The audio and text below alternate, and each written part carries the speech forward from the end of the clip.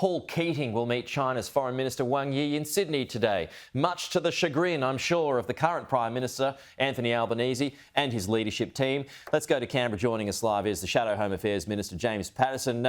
James, good to see you. Thanks for your time as always. So when Wang Yi trumpets a closer relationship between China and Australia, then visits Paul Keating, who is an irritant for the Labor government at the moment, I'm sure, isn't that counterproductive?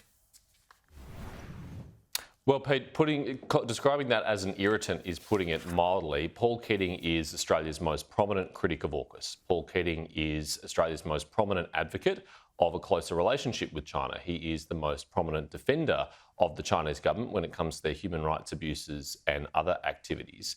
And for him to agree to meet with Wang Yi and for the Chinese government to make a request for him to meet with Wang Yi is a calculated humiliation of the government here in Canberra. Because every time Paul Keating says what he says, it causes total internal grief for this government. It fires up their branch members and their supporters in the community. And he has been incredibly unprofessional and undiplomatic in the way in which he's commented about the Foreign Minister in particular, but not just the Foreign Minister, our dedicated, professional, impartial public servants in the intelligence community as well. And so this is, make no mistake, something which is deeply unwelcome here in Canberra in the Labor Party. But none of them have had the courage to say that publicly. None of them have the courage to explain why they don't think it's in the national interest for Paul Keating to be running down our country with a foreign dignitary while they're visiting. So what, if anything of note, even comes out of it? Or is it just you know, a cunning ploy to cause trouble? I think there's two reasons why the Chinese government would want this meeting to take place. The first is they're signalling back to home. There's no question that they're showing we've got friends in Australia in high places, and don't worry, Beijing, we are supported in Australia.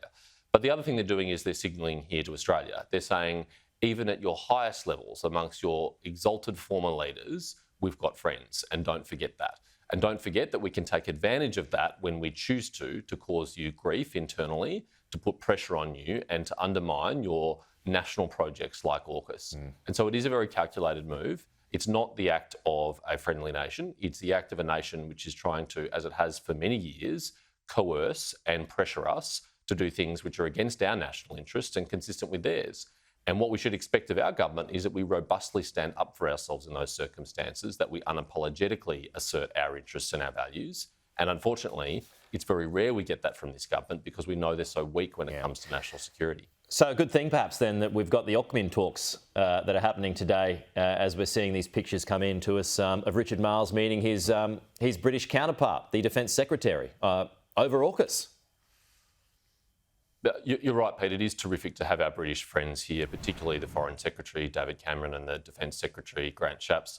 They are very welcome visitors in Australia and very frequent visitors in Australia, and we have to work even more closely with the United Kingdom than we ever have before in the age of AUKUS and in the age of strategic competition.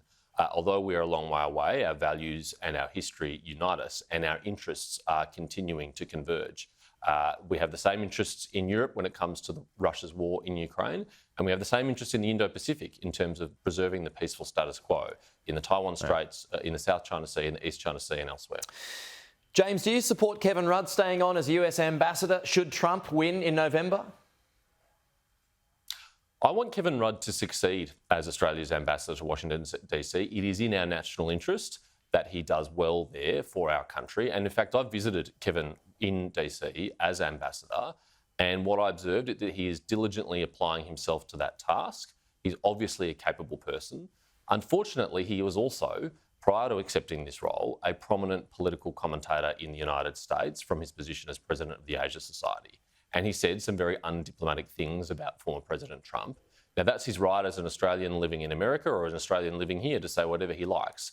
But if you're going to be an ambassador to a country, or you anticipate you might be, you have to be a bit more circumspect about what you say. And let's remember, Kevin Rudd was Anthony Albanese's captain's pick for this job, over the objections of other ministers in the government, including apparently Penny Wong, which is why the appointment took so long and they had to extend Arthur Sinodinos in the role.